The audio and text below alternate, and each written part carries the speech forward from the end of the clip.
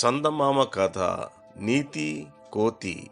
బ్రహ్మదత్తుడు కాశీనగరాన్ని పాలించే కాలంలో బోధిసత్వుడు కోతి రూపంలో జన్మించి హిమాలయ పర్వతాల మీద ఒక వృక్షం పైన నివాసం చేస్తూ ఉండేవాడు.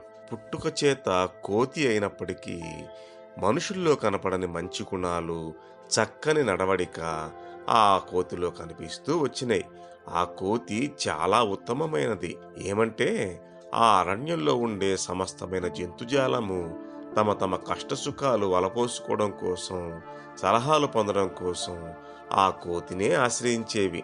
నిజానికి ఆ కోతి బోధలు విన్న తర్వాత వన్యమృగాలు తమ క్రూర స్వభావం మానుకొని సాధువులై తరించినాయి. అంతేకాదు, అవి ఉదయాన్నే పోయి గంగానదిలో స్నానం చేసి ఒక్కొక్కటి ఒక్కొక్క తీయటి ఫలం తెచ్చి కోతికి గురుదక్షిణగా అర్పిస్తూ ఉండేవి. అడవి జంతువులన్నిటికీ ఆ కోతి అండగా ఉంటున్న సమయాన ఒకనాడు ఆ కోతి చెవులకు అయ్యో చచ్చా చచ్చా అనే కేకలు స్పష్టంగా వినిపించినాయి.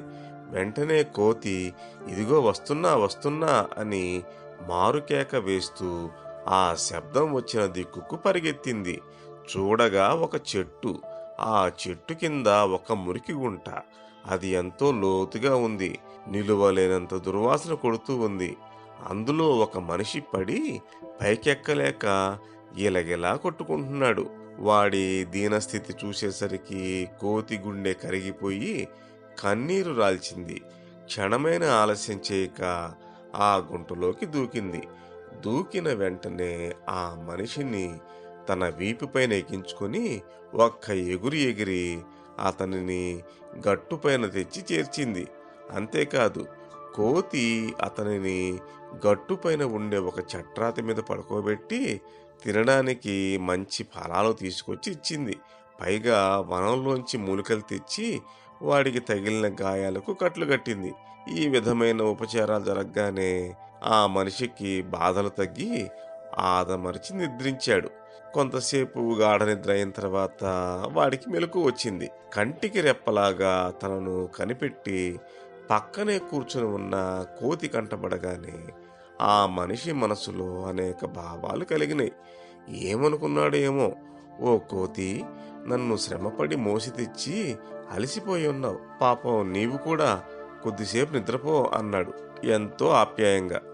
మనిషి మాటల్లో నిజమేనని నమ్మి కోతి బడలెక చేత కన్నులు మూసుకొని నిద్రపోసాగింది. ఎప్పుడైతే తనను నమ్మి కోతి నిద్రింపసాగిందో ఆ క్షణమందే వాడి మనసులో ఒక దురుద్దేశం కలిగింది. ఈ కోతిని చంపి దీని మాంసం ఆరగించినట్టయితే బాగుండు కదా అని.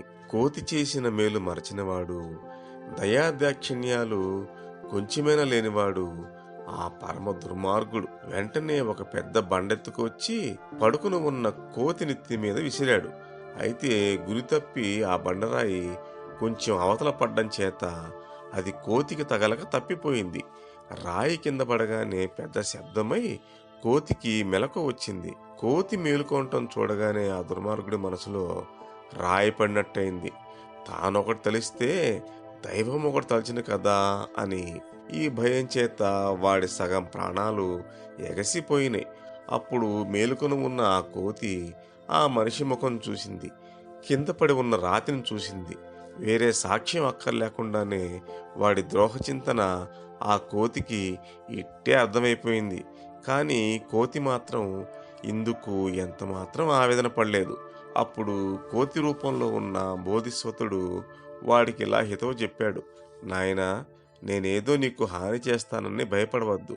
అయితే నీవు చేయబోయిన ఈ దుండగాన్ని ఇక్కడి జంతువులు ఏమాత్రం పసికట్టినా నిన్ను నిమిషం కూడా నిలవనివ్వవు. అవి లేచి ఇక్కడికి రావడానికి ముందుగానే నిన్ను భద్రంగా ఈ అడవి దాటించేస్తా, నాతోరా అంటూ వాడిని కోతి అడవి దాటించి తన దారింతను వెళ్ళింది. వాడు అడవి దాటి వెళ్ళిన కొద్ది రోజులకే వాడు చేసిన పాపాలకు ఫలితమైన అనేక బాధలు పట్టుకుని పీడించినాయి.